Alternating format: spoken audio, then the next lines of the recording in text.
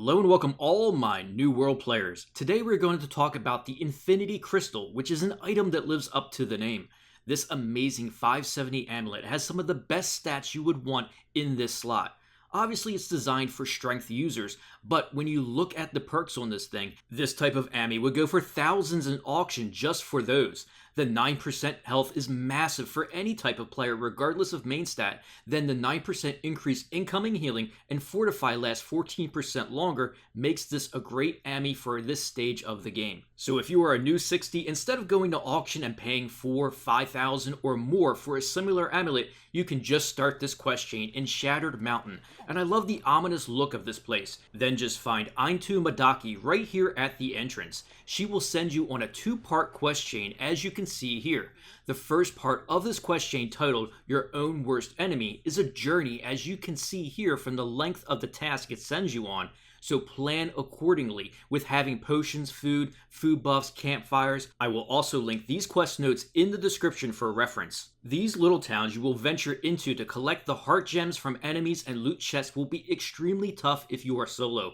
I definitely was getting clapped in my pure DPS build and ended up respeccing into some con for HP because, well, I love solo questing. Also, with the name Infinity Crystal, like Thanos, I just figured, fine. I'll do it myself.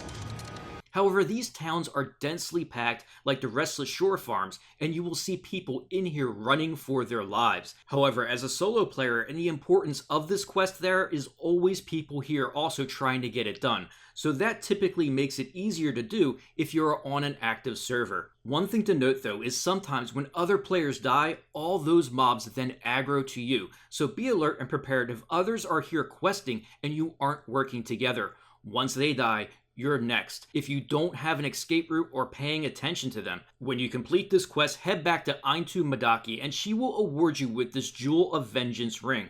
While this isn't the item you want, you can feel relieved because the hardest part is now over. Then part 2 of the quest, called Midaki's Stratagem, begins, which is collect 13 items from chests in this elite zone.